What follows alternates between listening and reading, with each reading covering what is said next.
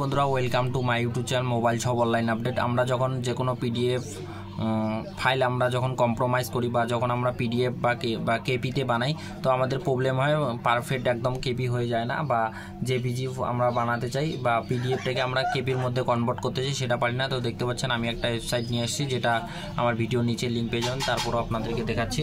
তো আপনারা দেখছেন, এই যে দেখতে পাচ্ছেন, এইখানে আপনারা আসবেন, আসার পর এরকম ইন্টারফেস আসবে। আসার পর আপনারা কী করবেন, এখান থেকে ফাইল সিলেক্ট করবেন এবং এখান থেকে আপনারা কত কেবি চান। যদি 100 কেবি, এখানে 100 কেবি লেখার পর আপনারা এই অপশানটাতে ক্লিক করবেন। ক্লিক করলে আপনার সামনে একদম কেবি হয়ে আসবে। তারপরে আপনারা নিচে আসবেন, নিচে আসার পর ডাউনলোড অপশান পেয়ে যাবেন। নিচে আসবেন, যখন আপনারা এখান থেকে ফাইল সিলেক্ট করবেন, নিচে আসবেন, এখান থেকে ডাউনলোড অপশান পেয়ে যাবেন। এখান থেকে যদি আপনারা 10 কেবি বানাতে চান 10 কেবিও বানাতে পারবেন, যে কোনো পিডিএফ ফাইল এখান থেকে আপনারা কম্প্রোমাইজ করতে পারবেন, বা এখান থেকে 100 কেবি চাইলে 100 কেবি, 150 কেবি, 250 কেবির মধ্যে এখানে কম্প্রোমাইজ করতে পারবেন পিডিএফটাকে।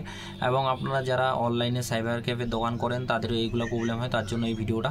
আর দেখতে পাচ্ছেন এখানে আরেকটা আমি ওয়েবসাইট নিয়ে চলে এসেছি, যেখানে আপনারা আধার কার্ডে পাসওয়ার্ড যেটা লাগানো থাকে সেটা আপনারা কিভাবে রিমুভ করবেন।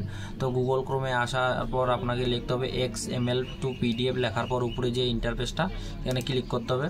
ক্লিক করার পর আপনার সামনে এরকম একটা ইন্টারফেস আসবে। আপনারা সিম্পলি কী করবেন, নিচের দিকে আসবেন, নিচের দিকে স্ক্রল ডাউন করে আসবেন, তারপরে এই অপশানটাতে আপনারা ক্লিক করবেন। ক্লিক করার পর আপনাদের সামনে আরেকটা ইন্টারফেস চলে আসবে। তো আপনারা সিম্পলি কী করবেন, নিচে আসবেন, নিচে আসার পর এখান থেকে ফাইলটা সিলেক্ট করবেন, এখান থেকে ফাইল সিলেক্ট করবেন। তো ফাইল সিলেক্ট করার পর আপনারা এখান থেকে ফাইলটা সিলেক্ট করবেন। তারপর যদি ফাইলটা না খুলে তো এখান থেকে আপনারা একটা পাসওয়ার্ডের অপশান পাবেন। তো আমি এখান থেকে একটা ফাইল সিলেক্ট করে নিচ্ছি, আধার কার্ডের ফাইল, যেটা আপনাদের প্রতিনিয়ত রিমুভ করতে বা কাস্টমারকে প্রিন্ট আউট দেওয়ার সময় ওই প্রবলেমটা দেখা। তো এখানে আসবেন, আসার পর এখানে ক্লিক করবেন। ক্লিক করার আপনার সামনে এরকম ইন্টারফেস শুরু হবে, যেটা আধার কার্ড। তারপরে আপনারা দেখবেন যে ফাইলটা যদি এইভাবে খুলে, তো ফাইলটা যদি এইভাবে খুলে তো খুলে নেবেন। তো দেখতে পাচ্ছেন আমি এখানে ক্লিক করলাম। ক্লিক করার পর একটু ওয়েট করব। ওয়েট করার পর আমাদের সামনে এরকম সিম্পলি লোডিং নেবে। লোডিং নেওয়ার পর এখানে যদি রেড কালারের সম্পূর্ণটা চলে আসে, তার মানে ওটা হবে না। তো তখন আমাদেরকে কী করতে হবে, তখন আমরা তো পাসওয়ার্ড জানবো, তো পাসওয়ার্ডটা আমাদেরকে এখানে এন্টার করে দিতে হবে। পাসওয়ার্ডটা এন্টার করলে 101% খুলে যাবে। তো এটা হয়তো খুলবে না, কারণ কোনো আধার কার্ডগুলো খোলে না, আবার কোনোগুলো খুলে যায়। তো দেখতে পাচ্ছেন এটা খুলেন। তো এখানে আমি ব্যাগে ক্লিক করব।